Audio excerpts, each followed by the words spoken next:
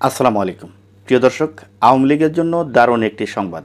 আওয়ামী লীগের নেতাকর্মী যারা আছেন বাংলাদেশে, তাদেরকে নিয়ে আজকে কিছু কথা বলবো এবং তাদের জন্য যে একটি দারুণ খবর এবং সুসংবাদ, এই সুসংবাদটি শুনে যদি ভালো লাগে তাহলে আমার এই চ্যানেল থেকে যারা দেখছেন তারা চ্যানেলটিকে সাবস্ক্রাইব করবেন, আর যারা ফেসবুক থেকে দেখছেন তারা ফলো করবেন, লাইক করবেন এবং এই ভিডিওটি বেশি বেশি করে শেয়ার করবেন। আওয়ামী লীগের জন্য বিশাল একটি দারুণ খবর।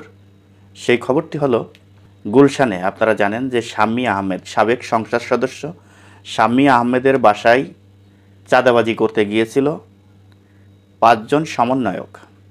চাঁদাবাজি করতে গিয়ে ১০ লাখ টাকা প্রথম দিন নিয়ে আসছে, দ্বিতীয় দিন যখন ৪০ লাখ টাকা আনতে যায় তখন তাদেরকে পুলিশ গ্রেপ্তার করেছে।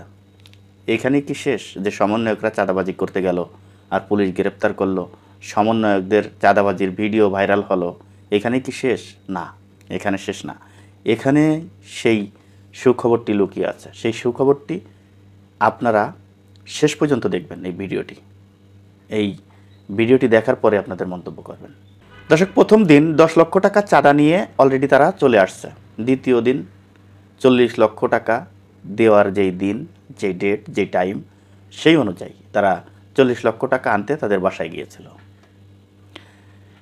বাসায় যাওয়ার পরে পুলিশ প্রশাসনকে সেই অভিভাবক শাম্মী আহমেদের স্বামী এবং তাদের যেই গার্জিয়ান পক্ষ পুলিশকে থানায় ফোন করেছে। পুলিশ এসে তাদেরকে গ্রেপ্তার করেছে।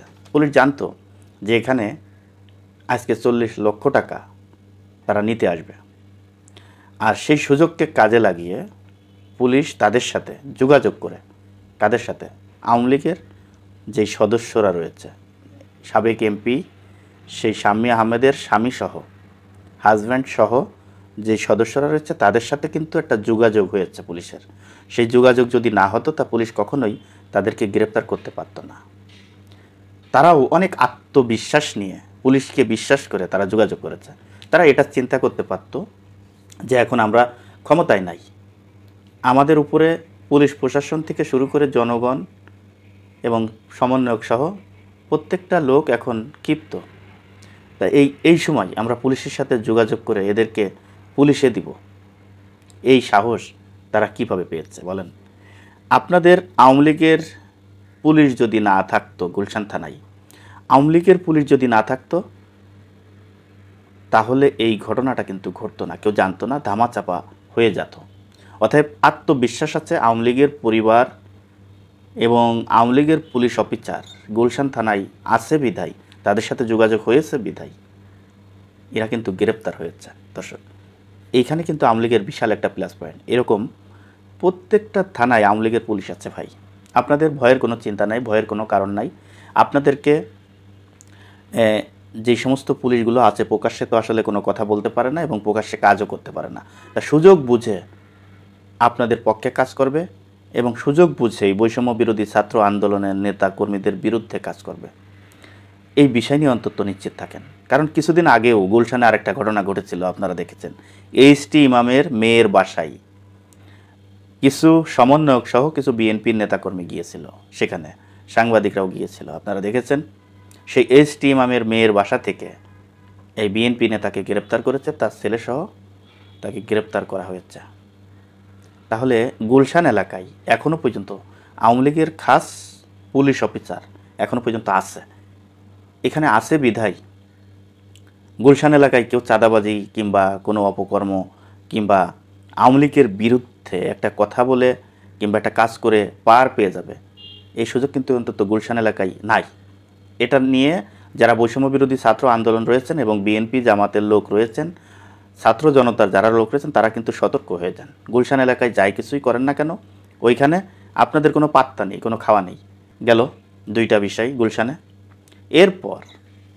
এরপর গোপালগঞ্জের বিষয়টি নিয়ে আপনাদেরকে কিছু কথা বলবো। গোপালগঞ্জে আপনারা জানেন যে এই সমন্বয়করা যেই সমাবেশ করতে গিয়েছিল, যতক্ষণ পর্যন্ত পুলিশ প্রশাসন ওই এলাকায় ছিল ততক্ষণ পর্যন্ত তারা সমাবেশ করতে পারে নাই। পুলিশ প্রশাসনের সামনেই তাদেরকে প্রতিহত করা হয়েছে। গোপালগঞ্জের পুলিশও কিন্তু আপনাদের পক্ষে আছে, এটা নিয়ে চিন্তার কোনো কারণ নেই।